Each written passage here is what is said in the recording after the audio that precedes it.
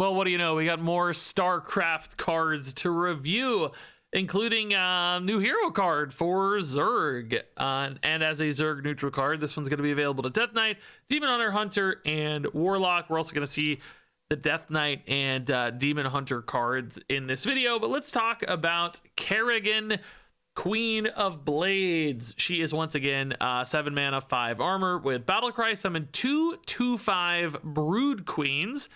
That's a card we saw yesterday. And then also deal 3 damage to all enemies. That's board and face. And then this hero power Ravage will deal 3 damage randomly split among all enemies. So that is, you know, an arcane missiles. And then that is going to be improved by Zerg minions you control. So if you have like 2 Zerg minions on board, that's going to deal 5. If you have 7 Zerg minions on board, you know, that's going to deal 10, which does sound like a lot, but we're going to talk about the Zerg minion count a little bit in this card review. So, you know, here's the deal, right? Like Kerrigan gives you 2/2/5s on board that are basically kind of value generators, like we talked about with the Brood Queen yesterday. Not a particularly aggressive card, right? It's generating you stuff, and then those larvas turn into, you know, other brood cards. They could turn into a Brood Queen. They could turn into, you know, stuff from other classes because these are random Zerg minions. We've seen a handful of those. We're going to see a handful more. But really the only like value generating broods that we've seen thus far are the Brood Queens. Most of the other stuff is going to be about like board pressure, aggression, and stats. So I'm going to go ahead and say, man, just looking at all the cards we've seen so far, I think these Zerg decks are going to run out of Zerg really, really fast. When you look at the neutral Zerg cards available to put in your deck, like, you know, you're going to have basically your hero card, you're going to have the neutral Zerg cards, and you're going to have your 3 class cards in any given Zerg deck. But when you look at the neutral Zerg that are available, right, it is literally just Spawning Pool and Zergling and Brood Queen, right? Like there's 3 neutral kind of minions or minion generators. There's also the 4th card, Nidus Worm. And by the way, you guys are getting teased on some of the cards we're going to talk about in this video. So, you know, you kind of have 3 sets, like, you know, so 6 total cards. Of course, the Spawning Pool generates you, you know, 2 different sets of Zerglings. So that's kind of like 4, 6, 8 neutral Zerg cards. And then, you know, if you have 3 Zerg minions in your class, which I think more or less they all do, that's kind of another 6. That's 14 total cards in a deck that are kind of Zerg minions. And with stuff like Ravage in particular, that demands you have Zerg on board. And we've also seen other Zerg cards like we talked about on Hunter yesterday, that kind of demand you have Zerg on board or scale with the number of Zerg you have on board. I'm starting to worry that your deck is basically going to be at best about half Zerg. And depending on how you draw, I think there are going to be some weird gaps where, you know, like turn 1, I play a Zerg. Turn 2 and 3, I don't really have great Zerg to play because I didn't draw them, or I only have like the 1 Brood Queen or whatever, and I got a weird gap and I do some non-Zerg stuff. But then I have a conditional Zerg card on turn 4 that I need to activate. And I just feel like there's going to be this real risk that you just completely whiff on your Zerg and your deck starts to crumble and fall apart because you have this hyper synergistic need to activate these like Zerg bonuses and Zerg synergies, but you don't have enough Zerg to reliably do that. And of course, as a mini set with a very specific theme, we would never expect Zerg to come back and support this down the road. Like this is probably all in on Zerg right now. If it doesn't work now, it's presumably never ever actually going to work. So like you might say in some ways, well, okay, Brood Queen's nice because it gives you more Zerg to work with, and sure, but at the same time, man, this is a minion based strategy that's coming online really late because your Kerrigan is a 7 mana play. Of course, there's the base Brood Queens you can run too, but as I've teased before, these are not particularly aggressive at all. They're still kind of pushing you back a couple turns to activate all your Zerg stuff. And you've got like a minion flood deck that seems to operate primarily through those like Zergling 1/1s where you just need to build out a lot of those 1/1s that doesn't really get good until the mid game at best. And often purely minion based strategies, particularly those that are relying on stats on board, in many cases they need to be quick. They need to get out under other game plans, because once other game plans get online in the mid to late game, minion based strategies can't keep up with removal, and they can't keep up with lethality particularly well.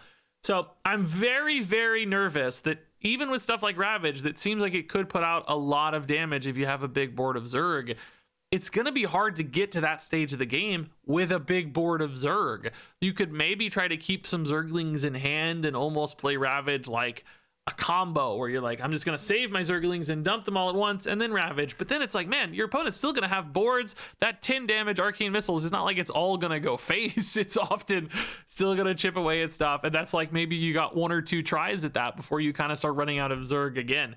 So between the kind of on curve gaps that Zerg seem to have a problem with, in my mind, and the inability to kind of dump late into some really powerful late game win condition, man, I'm really nervous about this Zerg package. The other 2 factions, I have some similarly nervous stuff, but, you know, Protoss scales well into the late game, presumably because that's where, like, they got that big heavy hitting late game stuff. So that might be able to keep up with other late games. And then the Starship stuff, like, you know, it kind of has this, you're like building towards an inevitability of sorts. Like, every little Starship piece is still contributing to the big Starship. The broods kind of have to come together in batches, in chunks, to be significant. You're not like building up a Zerg Starship to launch later that kind of doesn't matter maybe when the pieces hit too much. I still don't think the Starship stuff is great, for the record, but the Zerg seems to have the biggest critical failure points to me. I think there will be games where you do hit a dream Zerg curve, and you know, you hit 3 or 4 Zerg in a row and everything lines up really well. And maybe even Kerrigan's a great follow-up, you know, where you deal 3 to all, you get a couple Brood Queens, maybe you had a couple Zerg behind, Ravage is dealing, you know, 5-7 damage, something, and it's like that 3 damage cleared out the board, the Savage damage goes face, and you're like really happy, and that was a great turn. But I think there's going to be other scenarios where your deck is built into Zerg, you miss half your Zerg because they're still stuck in deck, you miss your curve, Kerrigan has nothing to really support her, you're playing like 1 or 2 Zerg at a time, and this hero power is just like barely chipping away at the opponent's board. And the 2 Brood Queens themselves certainly aren't something that's like high pressure or reactive, so it's maybe sometimes even hard to get the Kerrigan in play safely. So all in all, to me, despite this card kind of looking like it does a lot, I think 7 mana is too late for a board-based, minion-based game plan like Zerg. I think Ravage is like too conditional to actually be useful, and there's just like, you know, it's just going to hit a bunch of like 5/5s and soften them up most of the time.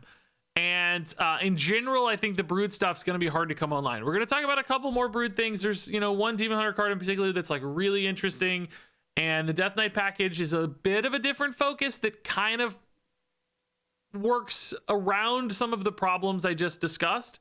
So that does mean Kerrigan has an out here, I think, particularly Death Knight. Maybe Kerrigan makes a little bit more sense. So let's go ahead and talk about some Death Knight cards. Oh, actually, just kidding. First off, let's do some Demon Hunter cards since these just got revealed. So this is an important one to talk about first. Creep Tumor, 2 mana spell. Your Zerg minions have +1 attack and rush, and this lasts for 3 turns. So, you know, this is a nice way to get a little extra damage. Maybe trade into stuff with your minions having rush, or maybe push for some extra face damage if you're set up to push face. But importantly, interacts with our next couple cards, the first of which is Mutalisk, and this card is a 4 mana 5/2, also damages minions next to whomever this attacks, so it has that cleave, but this parenthetical note's important, and the enemy hero if a neighbor is missing. So if they don't have 3 minions on board, this allows you to push 5 to face, or of course if you buff this in some way, like through Fell and Flames, through Fell and Flames, then, you know, you could push 6 or even more with some hand buffs and stuff, but basically lets you get 1 attack through to face. Now, initially, Blizzard had left a note in Discord that this could go off twice. Like if there's only 1 minion on board, this goes off twice and deals 10. So I've actually already recorded this view giving this card like 5 stars, but then they left a correction in Discord that no, actually, even if both neighbors are missing, this still only hits face once, which was my initial interpretation. And I do think really limits this card a lot. Like 5 damage to face is nice, but when you bake in the fact that this pretty much has to have rush to be relevant and doesn't have it at a base, so it demands a Creep Tumor through Fell and Flames. I think I said through Fire and Flames earlier, whatever, you get the idea. It really does need rush. Also keep in mind the location for Zerglings. This expansion gives rush when it has that death rattle. Give your Zerg rush. There's a few ways to give this rush, but I don't know that 5 damage upside to face is really enough. Like, it's still cool that this kind of cleaves through a board and maybe becomes a nice board clear tool, but again, how is all that really playing well into Zerg? Now we've got one other card here, the Lurker, 4 mana 2/6. After friendly minion attacks, deal 1 damage to a random enemy, or 2 if your minion is a Zerg. So again, this kind of pays off rush. You know, you get a board full of little Zerglings, all kind of like trading in with attack buffs and a little bit of extra ping damage here and there. 2 damage if it's a Zerg is nice. Some extra chip damage to face. All that though is just kind of like often reactive to a board. Also, both of these costing 4 feels kind of weird. I know they do different things. This is more of like a follow-up or alternatively setup card, hoping to survive with 6 health. This is more of an immediate thing. Still, it seems a little odd that we have so few Zerg, and there's like not a 3 cost naturally to follow up Creep Tumor minus Brood Queen in the neutral set, but you know, for Demon Hunter cards anyway. So something about this just kind of feels clunky and ultimately doesn't really feel like it's doing enough to me. Like, just little pings here off Lurker don't feel like enough. Mutalisk, it is good as a reactive card, but as an aggressive card, which I think I want in Demon Hunter, particularly Demon Hunter deck that wants to run a bunch of pirates and those little charging pirates here for their Lurker potentially, or for their wideboard Creep Tumor buffs. Oh no, this actually doesn't even buff, or God, it's only Zerg minions. Here we are again, right? Like, you just don't have enough Zerg minions and they're maybe not good enough to make all this work together. I just get frustrated looking at these because I really feel like things are going to fall apart when trying to build a cohesive deck list. So yeah, you can have pirate stuff, but they only work with Lurker, not with Creep Tumors. There's just all these little holes and gaps in these plans, and I just don't see it pushing out enough aggression or enough numbers to really make it feel like it's a good payoff. So ultimately, I'm just not all that convinced by this Demon Hunter set. I was only moderately convinced when I thought Mutalisk was broken, and even then I wasn't sold. So now I'm really doubtful that this has enough to get there. That said, I do think Death Knight is a little better, as we're going to talk about. All right, so moving on over to Death Knight. These also might have some ways to fix some of those Zerg concerns. This is Infestor, 3 mana 3/2. Death Rattle, your Zerg minions have +1/+1 for the rest of the game. So not a super exciting 3-drop to play in and of itself, but, you know, getting a nice bonus for any future Zerg, which is going to be relevant for cards like this one, Viper, a 4 mana 5/3. Battlecry, summon a minion from your opponent's hand. Your other Zerg minions gain Reborn and attack it. So even, you know, little Zerglings and stuff on board suddenly become buffed a bit, you know, able to potentially clear even something big pulled from your opponent's hand. This has that kind of dirty rat upside where you're maybe immediately clearing the thing so you don't have to deal with it, even if it's like a Titan or something. Hopefully your board's good enough to deal with that Titan. And the fact that you're getting Reborn, of course, means, you know, you're not losing any board in order to do that. You don't really have to trade it in like you might something like a dirty rat, you know, pull a scary thing like, oh God, now I got to trade in my board. That sucks. I lost my board. I didn't really get what I wanted out of this, or had to use a spell to remove it or whatever, right? Now suddenly Viper has that kind of removal side baked in. So this is both that disruption element. I pulled an awesome battle cry. I pulled their win condition from hand. Yippee. Viper helps me win. And maybe, you know, just some efficiency baked in as well, where you're also removing those stats rather easily. And then you also have here Baneling Barrage, a 1 mana spell. Get a 1/1 Baneling that explodes. If you control Zerg minion, get another Baneling. So potentially 2 of these in hand, which is nice because they're cheap 1/1. So, you know, you get 2 things. More cards in hand for potential hand buff upside, because this is a card that scales really well with buffs. As you can see, as you're reading this text, Death Rattle, deal damage equal to this minion's attack to all enemy minions. So more cards in hand is good, and more Zerg generally is good as well, potentially for something like our Kerrigan Queen of Blades. We think we want a lot of Zergs potentially in hand for some bigger upside. So you can kind of envision a little bit of a Zerg hand buff deck coming together with various Zergs that scale well off hand buffs. I feel a little bit more potential here with these Zergs than many others. There are still a lot of Zerg conditions built into this, right? Like, each of these have forced Zerg synergy. They all want Zergs to do their thing the best. Arguably, you could use a Viper without Zergs and just use it as a bad dirty rat kind of card. But you really want Zergs to make it feel good. And they do also, you want to hit Zergs on time as well with this package, because otherwise it's going to take too long to realize all of these bonuses. You want those stats to start making an impact as soon as possible off your Infestor. So you do want to run a ton of Zerg and a ton of minions.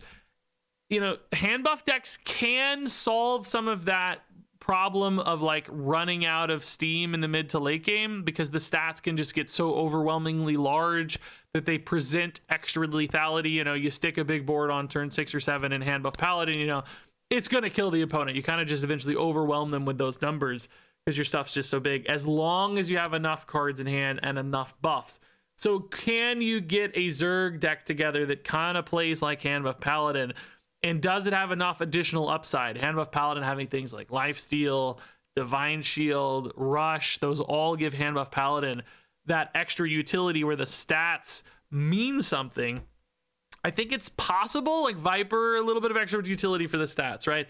Baneling Barrage, a little bit of extra utility for the stats here, becoming a board clear. That said, it is kind of a passive board clear, one that might occasionally be hard to activate, and if it gets too big, the opponent maybe, you can't even like trade it in to kill it off and stuff. So there's some weirdness there. But we also have things in Death Knight with like Death Rattle manipulations for both Baneling and Infestor. So there might be a way to weave in some Death Rattle stuff to give yourself extra bonuses on these Death Rattles and stat scales.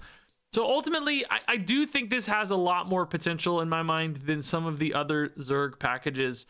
And even really like the Zerg neutral set, which plays kind of well into this. But like Brood Queen, do you really want Brood Queen in this deck? I don't know. Maybe there's stuff getting added to hand, but it may just want more hand buff and more utility cards to support this. But anyway, at least this is doing something cohesive and does work with other Death Knight cards pretty coherently. All right, so let's go ahead and rate all these cards from 1 to 5 stars. Kerrigan, Queen of Blades, is a 3-star card. Creep Tumor is a 2-star card. Mutalisk is a 3-star card. Lurker is a 2-star card. Baneling Barrage is a 4-star card. Viper is a 4-star card. Infestor is a 3-star card. Yeah, so there you go. That wraps it up for part 4 of this review. It looks like we have some Warlock cards coming out later tonight.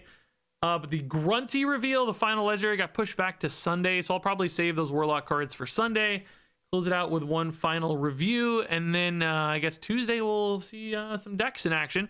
Now, listen, I know a lot of people like Kerrigan a lot more than I do. I saw some, really strong reactions to this card. Like Hearthstone Top Decks has it at like 5 stars almost right now from people voting on it. So don't let me get you down if you think this card looks nuts. Maybe so, right? I think I brought up some relevant concerns, but maybe I'm just envisioning it wrong. Maybe there are plenty of Zerg, and even by turn 7, Ravage is going to be great.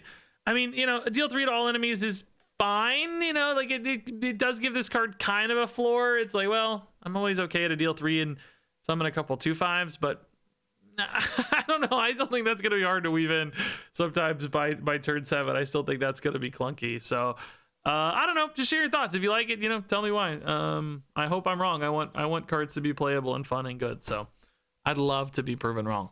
That said, I will see you guys soon. Thanks always for watching, and stay tuned for more cards soonish.